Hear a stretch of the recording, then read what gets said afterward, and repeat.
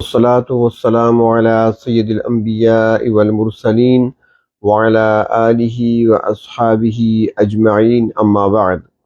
أعوذ بالله من الشيطان الرجيم. بسم الله الرحمن الرحيم. إن الذين كفروا سواء عليهم أأنذرتهم أم لم تنذرهم لا يؤمنون.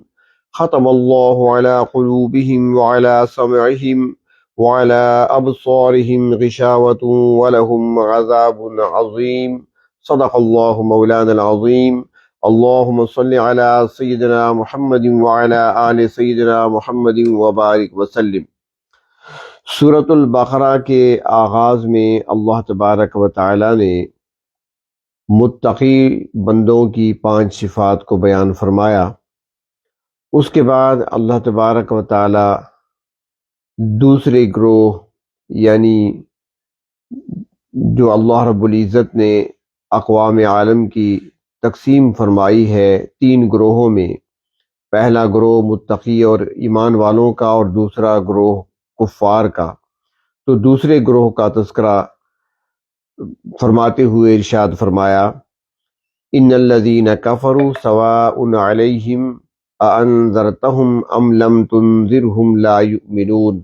ان الذین بشک جنہوں نے، الذین جنہوں نے یعنی وہ لوگ جو کفروا کافر ہوئے یا جنہوں نے کفر کیا، سواء برابر ہے، علیہم ان پر یعنی ان کے لیے برابر ہے، اانذرتہم کہ آپ ان کو ڈرائیں، ام لم تنذرہم یا ان کو نہ ڈرائیں، لا یؤمنون وہ ایمان نہیں لائیں گے۔ اب یہاں پر ترجمہ تو یہ ہوا کہ بے شک وہ لوگ جنہوں نے کفر اختیار کیا ان کے لیے برابر ہے، آپ ان کو ڈرائیں یا ان کو نہ ڈرائیں، آپ ان کو دعوت دیں یا دعوت نہ دیں، وہ ایمان نہیں لائیں گے۔ اب یہاں پر ایک سوال پیدا ہوتا ہے کہ جب اللہ تبارک و تعالی فرما رہے ہیں کہ وہ لوگ جنہوں نے کفر کا راستہ اختیار کیا، وہ لوگ جو کافر ہوئے، اب وہ ایمان نہیں لائیں گے، تو ذہن میں ایک سوال ابھر سکتا ہے یا کوئی بھی شخص آپ کو اس عنوان سے گمراہی کی طرف لے جا سکتا ہے کہ اللہ تبارک و تعالیٰ نے خود فرما دیا کہ بے شک وہ لوگ جو کافر ہیں وہ ایمان نہیں لائیں گے، تو اب پھر ان کو دعوت دینا اس کا کیا فائدہ، تبلیغ کرنا اس کا کیا فائدہ؟ لہٰذا اب کسی کافر کو تبلیغ نہیں کرنی چاہیے، کسی کافر کو دعوت بھی نہیں دینی چاہیے، کیونکہ رب تعالیٰ کا یہ فیصلہ ہے، اللہ تبارک و تعالیٰ نے اسے قرآن حکیم میں بیان فرما دیا ہے۔ تو یہاں پر یہ بات سمجھنے کی ہے کہ یہ سورت جو ہے یعنی سورۃ البقرہ یہ ہجرت کے بعد نازل ہوئی ہے، مدنی زندگی میں نازل ہوئی ہے۔ نبی اکرم صلی اللہ علیہ وسلم اس سے قبل اپنی حیات طیبہ کا 53 سالہ حصہ مکہ مکرمہ میں گزار چکے تھے، جن میں سے 13 سالہ دور نبوت بھی تھا۔ مکہ مکرمہ چونکہ آپ کا آبائی وطن تھا اور مکہ مکرمہ کے رہنے والے آپ کی قوم کے لوگ تھے، قریش تھے، اور آپ خود بھی قریش سے تعلق رکھتے ہیں۔ وہاں پہ آپ کے رشتہ دار بھی تھے، آپ کا خاندان بھی تھا، قبیلہ بھی تھا، قوم بھی تھی۔ تو آپ صلی اللہ علیہ وسلم کو اپنے قبیلے سے، اپنے کنبے سے، اپنے خاندان اور خاندان والوں سے، اپنی قوم سے بڑی محبت تھی۔ آپ شب و روز ان کو دعوت دیتے تھے اور آپ کی یہ خواہش تھی کہ کسی طریقے سے یہ اسلام قبول کر لیں اور ان کی جہنم جنت میں بدل جائے۔ آپ صلی اللہ علیہ وسلم کی یہ بھرپور خواہش تھی، اور اس حد تک آپ صلی اللہ علیہ وسلم محنت مشقت فرماتے تھے ان کے ایمان لانے کے لیے کہ اللہ تبارک و تعالیٰ نے قرآن حکیم میں ارشاد فرمایا، فَلَعَلَّكَ بَاخِعٌ نَفْسَكَ عَلَىٰ آثَارِهِمْ، اے محبوب آپ جو محنت کر رہے ہیں یہ تو لگتا ہے کہ آپ اپنے آپ کو ہلاکت میں ڈال رہے ہیں ان کی وجہ سے، تو کیا آپ اپنے آپ کو ہلاکت میں ڈالیں گے ان کے لیے؟ اور پھر دوسرے مقام پہ اللہ تعالیٰ نے یہ بھی فرما دیا کہ میرے محبوب انک لا تہدی من احببت، جس سے آپ محبت کرتے ہیں آپ اسے ہدایت نہیں دے سکتے، ہدایت دینا اللہ کے اختیار میں ہے، اللہ تعالیٰ جس کو چاہیں ہدایت عطا کریں۔ تو آپ صلی اللہ علیہ وسلم اس بات میں بڑی محنت کرتے تھے اور آپ کی خواہش ہوتی تھی، آپ کی یہ تڑپ تھی کہ کسی طریقے سے میری قوم کے لوگ ایمان لے آئیں اور اسلام کو اور میری دعوت کو قبول کر لیں۔ لیکن جن کے مقدر میں تھا وہ تو اسلام قبول کر چکے۔ اس کے بعد نبی اکرم صلی اللہ علیہ وسلم کو مکی زندگی کو چھوڑ کر مدنی زندگی اختیار کرنے کے لیے ہجرت کا حکم ملا، اور آپ صلی اللہ علیہ وسلم مدینہ منورہ تشریف لے آئے۔ جب آپ صلی اللہ علیہ وسلم مدینہ منورہ تشریف لے آئے تو اللہ تبارک و تعالی نے یہ طویل سورت قرآن حکیم کی سورت البقرہ نازل فرمائی، اور اس میں فرما دیا کہ میرے پیغمبر، میرے محبوب، اب وہ لوگ جن کو آپ 13 سال دعوت دیتے رہے انہوں نے انکار کیا بغض و عناد کی وجہ سے، تو لہٰذا اب آپ امید نہ رکھیں ان کے ایمان لانے کی، اب وہ ایمان لانے والے نہیں ہیں۔ اور اس لیے کہ پھر اللہ تبارک و تعالیٰ نے اس کے بعد حکم اور دینا تھا، اور وہ اسی صورت مبارکہ میں آگے آئے گا دوسرے پارے میں، کہ اللہ رب العزت نے پھر قتال کا حکم نازل فرمایا کہ اب ان کے ساتھ جنگ ہوگی، یعنی دعوت کا کام مکمل ہو گیا، اب اس کی تکمیل کے بعد اب قتال ہونا تھا۔ تو اس لیے اللہ تبارک و تعالیٰ نے فرمایا کہ ان لوگوں نے اپنی استعداد کو، اپنی صلاحیتوں کو جو اللہ رب العزت نے ان کو عطا فرمائی تھی، انہوں نے خراب کر دیا۔ اپنی استعداد سے جو اللہ کی طرف سے ملی تھی اور وہ صلاحیت جو ان کو عطا کی گئی تھی اس سے استفادہ نہیں کیا، اللہ رب العزت کے دین کو اور اللہ کے بھیجے ہوئے پیغمبر کو بطور پیغمبر کے اور اللہ کے دین کو بطور اسلام کے انہوں نے قبول نہیں کیا، تو اب ان کے لیے راستے بند ہو چکے ہیں، اب ان کے ساتھ قتال ہونا ہے، لہٰذا اب یہ لوگ ایمان نہیں لائیں گے۔ یہاں پر ایک سوال اور بھی پیدا ہو سکتا ہے کہ اللہ تبارک و تعالیٰ نے تو فرما دیا کہ اب یہ لوگ ایمان نہیں لائیں گے، جبکہ ہم دیکھتے ہیں کہ بہت سے افراد ان میں سے ایمان لے آئے، جیسے ابو سفیان ہے، حضرت خالد بن ولید ہے، ابو جہل کا بیٹا ہے حضرت اکرمہ ہے، اسی طرح کچھ دوسرے بھی لوگ ہیں جو اسلام میں داخل ہوئے۔ اللہ تعالیٰ نے تو فرمایا کہ یہ ایمان نہیں لائیں گے، جبکہ ان میں سے کچھ ایمان لے آئے۔ تو مفسرین اکرام فرماتے ہیں کہ اللہ تبارک و تعالیٰ نے یہ نہیں فرمایا کہ ان اہل مکہ، بلکہ ان الذین کفروا، یہ نہیں فرمایا کہ اب یہ مکہ والے ایمان نہیں لائیں گے۔ اگر یہ کہہ دیا جاتا تو پھر مکے والوں میں سے کوئی بھی ایمان نہ لاتا، لیکن اللہ تعالیٰ نے فرمایا ان الذین کفروا، بے شک وہ لوگ جنہوں نے کفر کا راستہ اختیار کیا، جو کافر ہوئے۔ اور پہلے عرض کیا تھا گزشتہ درس میں کافر کی تشریح میں کہ کافر کہتے ہیں چھپا دینے والے کو، کاشتکار کو عربی میں اس لیے کافر کہا جاتا ہے کہ وہ بیج کو زمین میں چھپا دیتا ہے، کاشتکار کو کافر کہتے ہیں۔ تو اس طرح شرعی اصطلاح میں وہ شخص جو حق بات کو جانتا ہو، اسے سمجھتا ہو، باوجود سمجھنے کے، باوجود اس کو جاننے کے اگر وہ انکار کرتا ہے تو گویا اس نے حق بات کو جاننے اور سمجھنے کے باوجود چھپا دیا ہے، اس لیے وہ کافر اسے کہا جاتا ہے۔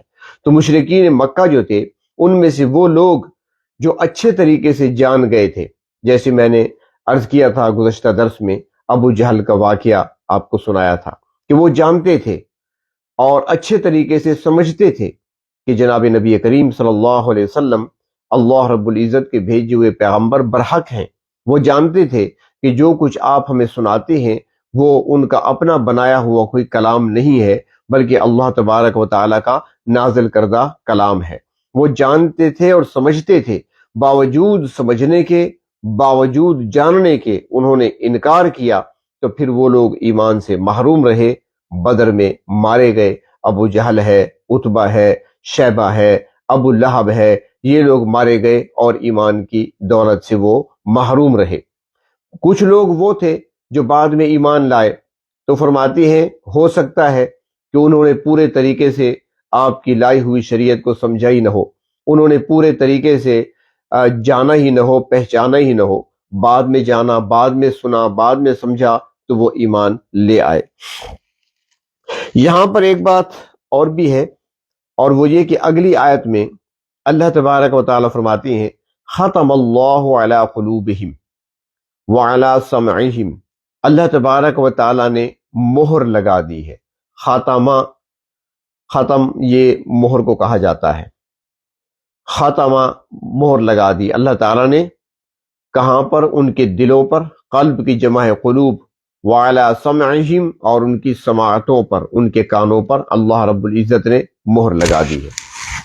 یہاں پر یہ بات سمجھیں کہ یہ ختام کا جو لفظ ہے یہ قرآن حکیم میں ایک اور جگہ آیا ہے، ختامہ مسک، اور اسی طرح خاتم النبیین یہ لفظ بھی آیا ہے. تو یہ ختم جو ہے یہ مہر کو کہتے ہیں. اور یہ مہر کب لگائی جاتی ہے؟ جب کوئی چیز مکمل ہو جائے. جیسے آپ نے خط لکھا کسی کو، اپنے رشتہ دار کو، اپنے دوست کو خط لکھا. جب خط مکمل ہو گیا تو مکمل ہونے کے بعد آپ نے اسے لفافے میں ڈالا، اس کے بعد اس پر مہر لگا دی. یعنی اب اس کے اندر کوئی چیز نئی ڈالی نہیں جا سکتی، اب اسے بند کر دیا گیا ہے، سیل کر دیا گیا ہے، اب کوئی چیز اس کے اندر داخل نہیں ہو سکتی. اسی طریقے سے اللہ تبارک و تعالی نے نبوت کا سلسلہ شروع فرمایا حضرت آدم علیہ السلام سے. سلسلہ چلتا رہا، کتابیں نازل ہوتی رہیں، انبیاء علیہ السلام تشریف لاتے رہے.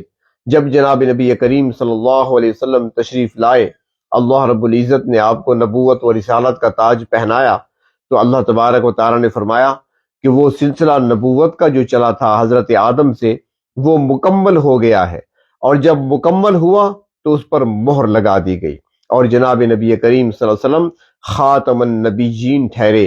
یعنی آپ کے بعد اب کوئی نبی پیدا نہیں ہوگا، کسی نبی نے دنیا میں نہیں آنا. تو دین مکمل ہو گیا، اس لیے یہ دین آخری ہے. نبی اکرم صلی اللہ علیہ وسلم پر نبوت مکمل ہوئی تو آپ نبی آخری ہے. اسی طریقے سے جب کفار نے ضد اور ہٹ دھرمی کو نہ چھوڑا، بغض اور عناد ان کے سینوں میں ابل رہا تھا، اور جب وہ انتہا تک پہنچ چکے، یعنی سرکشی میں، نافرمانی میں، انکار کرنے میں، اپنی صلاحیتوں کو، اپنی استعداد کو خراب کرنے، ضائع کرنے اور بگاڑنے میں جب وہ انتہا کو پہنچ چکے تو اب گویا کہ بند گلی میں پہنچ چکے تھے جہاں پہ کوئی راستہ نہیں تھا. تو اللہ تعالیٰ نے فرمایا کہ ختم اللہ علی قلوبہم وعلی سمعہم، اللہ تبارک و تعالیٰ نے مہر لگا دی ان کے دلوں پر اور ان کے کانوں پر. مشرکین مکہ کو اللہ تبارک و تعالیٰ نے مواقع بھی عطا فرمائے تھے. ایسا نہیں ہے کہ ان کو موقع نہیں دیا گیا. جو مواقع ان کو ملے شاید وہ کسی اور کو نہ ملے ہو، کیونکہ انہی کے اندر جناب نبی کریم صلی اللہ علیہ وسلم نے قبل از نبوت 40 سال کا طویل عرصہ گزارا. 40 سال کی زندگی ان کے سامنے کھلی ہوئی کتاب کی مانند تھی. وہ آپ کے بچپن کو جانتے تھے، آپ کے لڑکپن کو جانتے تھے، آپ کی جوانی کو جانتے تھے، جو کہ ساری کی ساری آپ کی حیات طیبہ، ساری کی ساری آپ کی زندگی بے داغ تھی اور بغیر کسی عیب کی تھی. پاکیزہ زندگی تھی آپ کی، یہاں تک کہ آپ کے اخلاق کا وہ خود اقرار کرتے تھے، اور انہوں نے خود آپ کو لقب دیا تھا صادق اور امین کا. اور پھر اسی پر بس نہیں، بلکہ نبی کریم صلی اللہ علیہ وسلم جب اللہ رب العزت نے نبوت عطا فرمائی اور قوم کو دعوت دینے کا حکم بھی ساتھ ارشاد فرمایا، تو جناب نبی کریم صلی اللہ علیہ وسلم صفا پہاڑی پہ کھڑے ہوتے ہیں اور اہل مکہ کو دعوت دیتے ہیں. جب سارے اہل مکہ جمع ہو جاتے ہیں تو جناب نبی کریم صلی اللہ علیہ وسلم دعوت دینے سے پہلے، اللہ کی توحید کا پرچار کرنے سے پہلے، اپنے رسول ہونے کا اعلان کرنے سے پہلے آپ اپنا کردار ان کے سامنے رکھتے ہیں اور فرماتے ہیں لوگوں بتاؤ، میں تمہارے اندر ایک طویل عرصہ گزار چکا ہوں. 40 سال کا عرصہ معمولی نہیں ہوتا. میرا بچپن گزرا تمہارے اندر، لڑکپن گزرا تمہارے اسی معاشرے میں، میری جوانی گزری ہے تمہارے معاشرے میں. تو میں تم سے پوچھنا چاہتا ہوں کہ تم نے مجھے کیسا پایا؟ حل وجدتمونی صادقا او کاذبا، تم نے مجھے سچا پایا، جھوٹا پایا؟ تو پوری قوم کے سامنے جب آپ نے اپنا کردار رکھا، اپنے کردار پیش فرمایا، تو پوری کی پوری قوم پکار اٹھی کہ ہم نے آپ کو بارہا آزمایا، مگر جب بھی دیکھا ہم نے آپ کو سچا پایا۔ جربناک مرارا ما وجدنا علیک الا صدقا، ہم نے ہمیشہ آپ کی طرف سچائی کو ہی دیکھا ہے، ہم نے کبھی آپ کو جھوٹ بولتے ہوئے نہیں دیکھا۔ جب آپ کے کردار کے پاکیزہ ہونے کی، آپ کے اخلاق کے اعلیٰ ہونے کی گواہی جب سب نے دے دی تو پھر آپ نے ان کو دعوت دی، قولوا لا الہ الا اللہ۔ تو اب وہ لوگ جانتے تھے کہ یہ جو اللہ تبارک و تعالیٰ کے نبی ہونے کا دعویٰ کر رہے ہیں، اعلان کر رہے ہیں، ان کی شخصیت کیسی ہے، ان کا کردار کیسا ہے، ان کا اخلاق کیسا ہے، وہ سب جانتے تھے۔ اور اسی بات کو دیکھ کر ہی چاہیے تو یہ تھا کہ وہ فوراً لبیک کہتے ہوئے ایمان لے آتے۔ دوسرے مواقع بھی اللہ رب العزت نے ان کو دیے، انہی کے سامنے قرآن کریم کا نزول ہوتا رہا، قرآن حکیم کی آیات نازل ہوتی رہی۔ ہم تو پڑھتے ہیں نا، تفاسیر کو دیکھتے ہیں، کتابوں کو دیکھتے ہیں کہ یہ آیت کس موقع پر نازل ہوئی، اس کا شان نزول کیا ہے، جب وہ تو خود جانتے تھے کہ کس موقع پر کون سی بات ہوئی تھی اور اس پر کون سی آیت نازل ہو رہی ہے، اللہ کی طرف سے فوراً جواب آ رہا ہے، تو وہ سب جانتے تھے۔ قرآن حکیم کی آیات کو نزول ان کے سامنے ہوتا تھا، ان کی موجودگی میں ہوتا تھا۔ نبی اکرم صلی اللہ علیہ وسلم کی حیات طیبہ ان کے سامنے تھی، اور پھر جب ان کو دعوت دی جاتی تھی تو وہ بھی ایسی پیاری آواز میں، جناب نبی اکرم صلی اللہ علیہ وسلم سے بڑھ کر پیاری آواز کس کی ہو سکتی ہے، آپ سے بڑھ کر مٹھاس والی آواز کس کی ہو سکتی ہے، محبت اور ہمدردی کے جذبات لیے ہوئے آواز کس کی ہو سکتی ہے۔ اللہ کے رسول صلی اللہ علیہ وسلم اپنی پیاری آواز سے ان کو دعوت دیتے ہیں، ان کی سماعتوں سے جناب نبی کریم صلی اللہ علیہ وسلم کی زبان مبارک سے نکلی ہوئی قرآن کریم کی آیات ٹکراتی ہیں، لیکن سارے مواقع کے موجود ہونے کے باوجود ان لوگوں نے انکار کیا۔ اور جب یہ سارے موقع دیکھتے ہوئے بھی اور اپنے اندر استعداد کے موجود ہوتے ہوئے بھی، صلاحیتوں کے موجود ہوتے ہوئے بھی، اور پھر ساتھ یہ ساری چیزیں اپنی آنکھوں سے دیکھنے اور کانوں سے سننے کے باوجود بھی جب انکار کرتے رہے اور ضد اور عناد کے راستے پر چلتے رہے، جبکہ سب جانتے بھی تھے، اقرار بھی کرتے تھے، سمجھتے بھی تھے کہ آپ جو فرما رہے ہیں وہ بھی سچ ہے، جو آپ کی طرف آ رہا ہے، نازل ہو رہا ہے، وہ بھی برحق ہے، اور آپ خود بھی سچے ہیں، آپ کا پیغام بھی سچا ہے، جاننے اور سمجھنے کے باوجود جب وہ انکار پر تل گئے تو پھر اللہ تبارک و تعالیٰ نے فرمایا کہ اب وہ ایسے مقام تک پہنچ چکے ہیں کہ اب ان کی واپسی کا کوئی راستہ نہیں ہے، تو فرمایا ختم اللہ علی قلوبہم وعلی سمعہم، مہر لگا دی اللہ تبارک و تعالیٰ نے ان کے دلوں پر اور ان کے کانوں پر، وعلی ابصارہم غشاوہ، اور ان کی آنکھوں کے آگے پردہ ہے، یعنی کہ اب وہ حق بات کو دیکھ نہیں سکتے۔ نظر تو ان کو آتا ہے، بظاہر تو ان کی آنکھیں ہیں، وہ دیکھ رہے ہیں، سورج کو طلوع اور غروب ہوتے بھی دیکھتے ہیں، راتوں کو چمکتے ہوئے ستاروں کو بھی دیکھتے ہیں، جب چلنے لگتے ہیں تو اپنا راستہ بھی دیکھ لیتے ہیں، دنیا کی چیزوں کو بھی دیکھتے ہیں، لیکن وہ حق بات کو اب نہیں دیکھ سکتے، پردہ آ گیا ان کی آنکھوں کے آگے، انہوں نے اپنی استعداد کو، اپنی صلاحیتوں کو خراب کر لیا، ضائع کر بیٹھے۔ اور یہ تو دنیا میں مشاہدہ بھی ہے، انسان عام طور پر دیکھ بھی سکتا ہے کہ اگر انسان اپنے جسم کے کسی عضو کو استعمال کرنا چھوڑ دے تو کچھ عرصے کے بعد وہ عضو بیکار ہو جاتا ہے۔ کسی شخص کی آنکھوں پر اگر پٹی باندھ دی جائے، 2-2.5 سال کے بعد اگر پٹی کھولی جائے تو وہ اندھا ہو چکا ہوگا، پھر اسے کچھ نظر نہیں آئے گا۔ اسی طرح آپ دیکھتے ہیں، معمولی سی مثال ہی سمجھ لیں کہ کسی کو بخار آ جائے اور وہ صرف 3 دن 2 دن 3 دن بستر پہ لیٹ جائے، نہ اٹھے بستر سے، اور تیسرے دن جب کچھ افاقہ ہو اور جب وہ اٹھتا ہے بستر سے تو اس کے قدم لڑکھڑاتے ہیں، اسے چکر سا آ جاتا ہے، ٹھیک طرح سے اسے چلا نہیں جاتا، 3 دن صرف لیٹ جانے کی وجہ سے۔ اور جو مستقل اپنے اعضاء کو ضائع کر دے تو پھر اس کا کیا حال ہوگا۔ تو اسی طریقے سے دل کی جو کیفیت ہے وہ بھی یہی ہے، اگر اس کو صحیح استعمال نہ کیا جائے، کیونکہ ایسا برتن ہے کہ سارے جذبات اور خواہشات یہاں پہ ہوتی ہیں، اگر وہ جذبات ہمیشہ ہی برے ہی آتے رہے، اچھے جذبات اس میں کبھی نہ اٹھے تو دل بیکار ہو جائے گا۔ اور اس لیے تو نبی کریم صلی اللہ علیہ وسلم نے ارشاد فرمایا تھا کہ انسان کے جسم کے اندر ایک لوتھڑا ہے، اگر وہ درست ہو جائے تو سارا جسم درست کام کرتا ہے، اور اگر وہ بگڑ جائے تو سارا جسم بگڑ جاتا ہے۔ اور فرمایا الا وہی القلب، فرمایا سن لو، وہ دل ہے، وہ قلب ہے۔ یہاں پر ایک بات میں اور بھی عرض کروں گا، مثال کے طور پہ عرض کروں گا کہ قرآن حکیم جو ہے یہ معجزہ ہے، اور اس کے معجزہ ہونے کو آپ جگہ جگہ دیکھ سکتے ہیں قرآن حکیم میں، تھوڑا سا اگر توجہ کی جائے تو۔ اب یہاں پر اللہ تبارک و تعالیٰ نے، یہ آپ کی دلچسپی کے لیے عرض کر رہا ہوں، ایک علمی نکتہ سمجھ لیں اسے،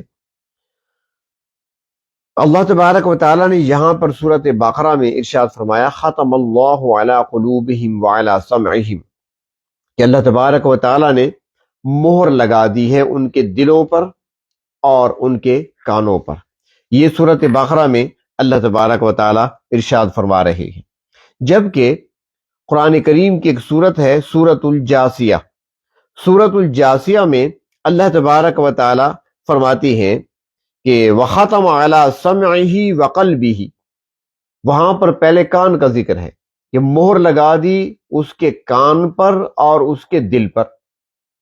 یہاں پر ہے ختم اللہ علی قلوبہم وعلی سمعہم، پہلے دل کا ذکر پھر کانوں کا ذکر۔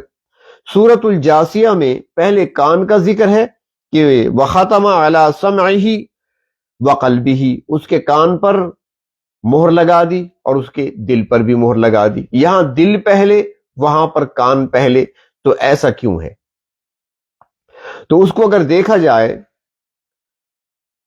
تو سورۃ البقرہ میں جہاں پہ یہ آیت ہے ختم اللہ علی قلوبہم، اس سے پہلے چند آیتیں ہی تو گزری ہیں نا، آسانی سے اس کو ہم دیکھ سکتے ہیں کہ پیچھے عنوان کیا چل رہا ہے۔ یہ قرآن حکیم کی صداقت کو دیکھیے، اس کی حقانیت کو دیکھیے، اس کا اعجاز دیکھیے۔ قرآن حکیم کے آغاز میں اللہ تبارک و تعالیٰ نے فرمایا کہ ذالک الکتاب لا ریب فیہ، یہ وہ کتاب ہے جس میں کسی قسم کا کوئی شک نہیں ہے۔ شک کہاں پہ پیدا ہوتا ہے؟ دل میں۔ آگے فرمایا ھدی للمتقین، ہدایت کہاں ہوتی ہے؟ دل میں۔ تقوی کا مرکز کیا ہے؟ دل ہے۔ آگے فرمایا الذین یؤمنون بالغیب، ایمان کہاں پہ ہوتا ہے؟ دل کے اندر ہوتا ہے۔ اس کے بعد فرمایا وبالآخرۃ ہم یوقنون، آخرت پر یقین رکھتے ہیں، یقین کہاں پہ ہوتا ہے؟ وہ بھی دل میں ہوتا ہے۔ اور پھر ان الذین کفروا، کفر کہاں پہ ہوتا ہے؟ وہ بھی دل میں ہوتا ہے۔ تو چونکہ بات پیچھے سے دل کی ہی چلی آ رہی تھی، تو اس لیے یہاں پر جب مہر کا ذکر آیا تو پہلے دل کو بیان کیا، ختم اللہ علی قلوبہم وعلی سمعہم۔ اب وہاں دوسرے مقام پر جب پہلے کان کا ذکر فرمایا کہ وختم علی سمعہ وقلبہ، تو وہاں پر دیکھا جائے تو وہاں پر ہے پہلے کہ یسمع آیات اللہ تتلی علیہ ثم یصر مستکبرا کأن لم یسمعها، وہاں پہ فرمایا کہ وہ اللہ کی آیات کو سنتا ہے جب وہ پڑھ کر اسے سنائی جاتی ہے، لیکن وہ تکبر کرتا ہے، منہ پھیر کر پیٹھ پھیر کر چل پڑتا ہے، کأن لم یسمعها، ایسے بن جاتا ہے گویا اس نے سنا ہی نہیں ہے۔ تو وہاں پر سننے کی بات تھی۔ پہلے ختم اللہ علی قلوبہم سورۃ البقرہ میں ساری باتیں جن کا ذکر ہوا ان کا تعلق دل سے ہے، تو جب مہر کا ذکر آیا تو پہلے دل کو بیان کیا۔ اب سورۃ الجاثیہ میں پہلے جو بات ہے وہ سننے سے متعلق ہے، تو اس لیے جب مہر کا ذکر آیا تو پھر مہر پہلے کان پر لگنے کا ذکر فرمایا۔ اور ایک بات اور بھی عرض کروں کہ قرآن حکیم جو ہے یہ لکھا ہوا نہیں آیا تھا، کتاب کی شکل میں نہیں آیا، یہ اللہ کا کلام ہے۔ یہ نبی اکرم صلی اللہ علیہ وسلم نے پڑھا ہے، آپ سے پڑھوایا گیا، جبریل امین لے کر آتے تھے اور آپ اسے پڑھتے تھے، صحابہ کرام سنتے تھے پھر لکھتے تھے۔ تو یہ پڑھا گیا ہے، کلام ہے، کتاب نہیں ہے، لکھا ہوا نہیں آیا تھا۔ اب کتاب جو انسان لکھتا ہے، کوئی بھی چیز انسان تحریر کرتا ہے، تو اس میں جو غلطی ہوتی ہے تو اس کو انسان بعض اوقات مٹا دیتا ہے، اس پر قلم پھیر دیتا ہے، جملہ دوسرا لکھ لیتا ہے، اس کی تصحیح کر لیتا ہے، اس کو ٹھیک کر لیتا ہے، اس کو درست کر لیتا ہے۔ کتابت ہے نا، کچھ جملے ہٹا دیتا ہے، کچھ چیزیں اور شامل کر لیتا ہے، آسانی سے ہو سکتا ہے۔ اور پھر انسان نے پچھلے صفحے پر کیا لکھا ہے اس کو آدمی دیکھ کر اندازہ لگا لیتا ہے کہ میں نے بات کہاں سے شروع کی تھی، تو پچھلا پیج ہم دیکھیں گے، پتہ چل جائے گا کہ ہم نے کہاں سے بات شروع کی ہے۔ لیکن کلام میں ایسی بات نہیں ہوتی۔ اب میں بات کر رہا ہوں، گفتگو کر رہا ہوں، تو اب میں نے 10 جملے پہلے کون سا لفظ کہا تھا مجھے یاد نہیں ہوگا، آپ کو بھی یاد نہیں ہوگا کہ 10 جملے پہلے، 12 جملے پہلے میں نے کون سی بات کی تھی، کون سا جملہ کہا تھا مجھے یاد نہیں ہوگا۔ لیکن چونکہ یہ اللہ کا کلام ہے، یہ اس کا اعجاز ہے، کلام کے اندر جو ہے انسان کو یاد نہیں رہتا، کتابت میں لکھائی میں یاد رہتا ہے، لیکن یہ کلام ہے، نبی اکرم صلی اللہ علیہ وسلم نے زبانی پڑھا ہے اور آپ کے پڑھنے کے بعد لکھا گیا۔ لیکن یہاں پر اب دیکھیں سورۃ الجاثیہ میں سماعت کی بات ہے، سننے کی بات ہے کہ یسمع آیات اللہ تتلی علیہ ثم یصر مستکبرا کأن لم یسمعها، گویا کہ اس نے سنا ہی نہیں، تو سننے کی بات چل رہی ہے، اس کے بعد دوسری باتیں چلیں، اور 15 آیتوں کے بعد، 15 باتوں، 15 جملوں کے بعد اللہ نے فرمایا وَخَتَمَ عَلَىٰ سَمْعِهِ۔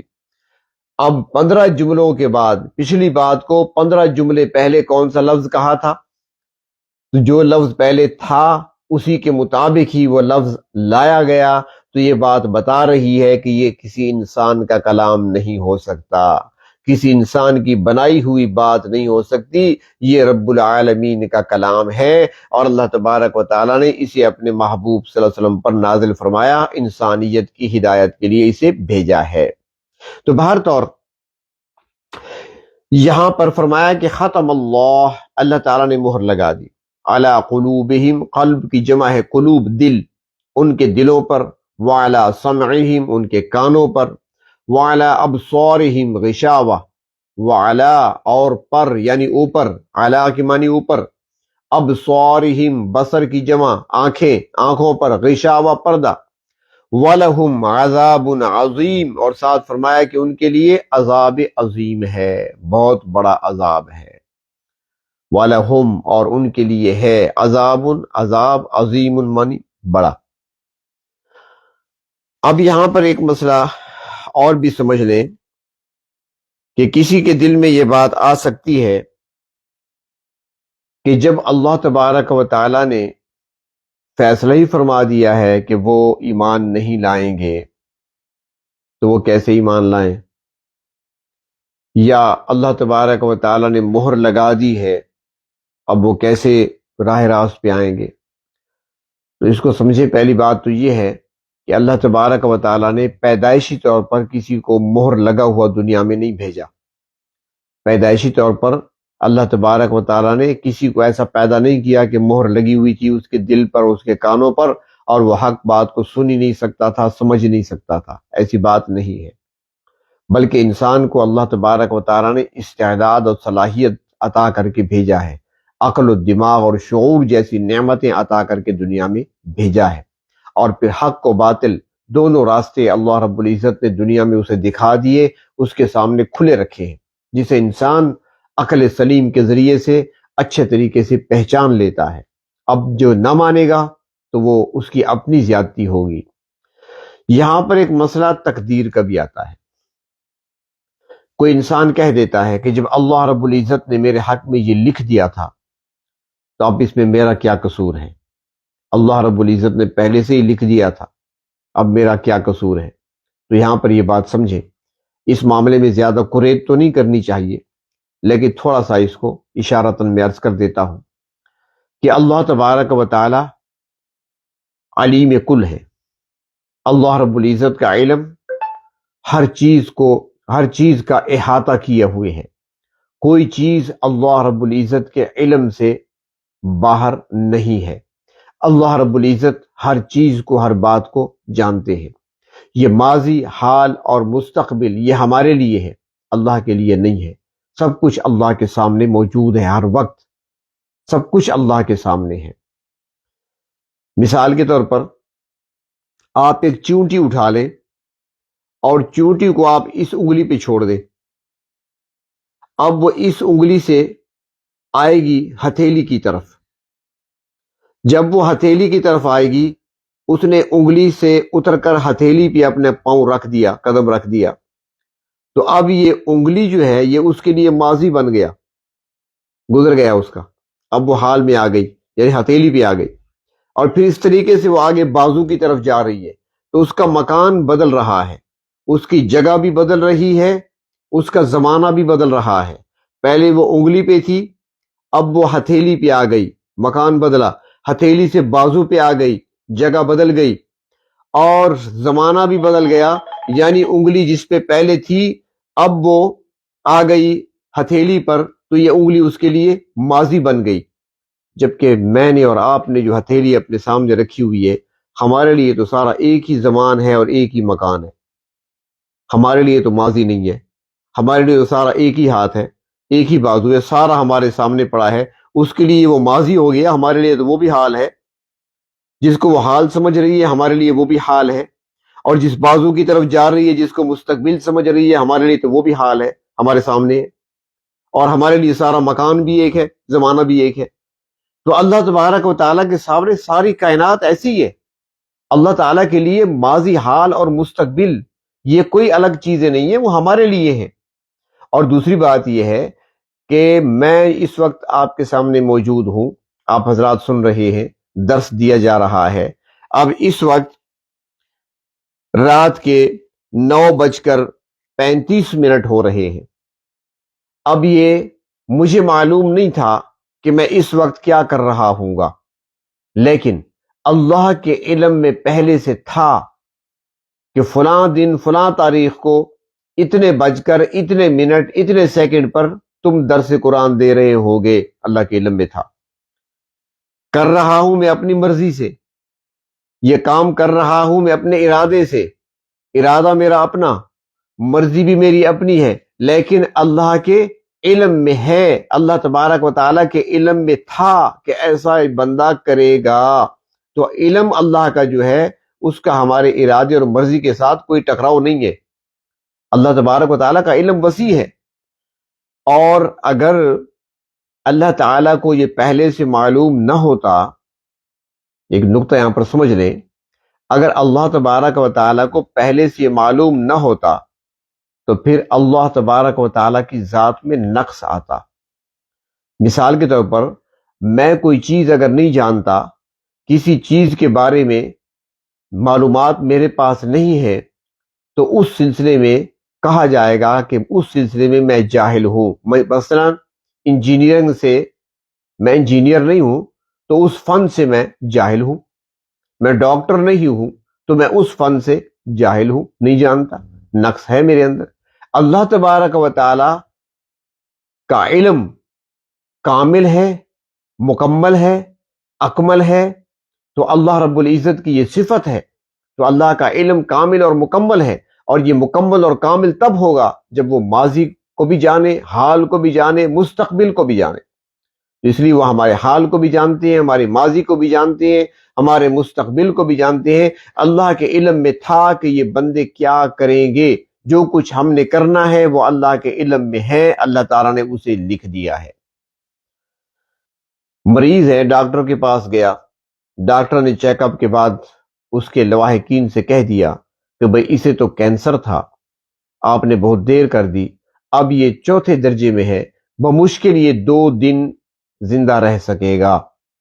اب 2 دن کے بعد وہ شخص فوت ہو جاتا ہے، تو کیا اس کے لواحقین ڈاکٹر صاحب کو آ کر گریبان پکڑیں گے کہ آپ نے کہہ دیا وہ مر گیا، آپ نہ کہتے تو شاید نہ مرتا؟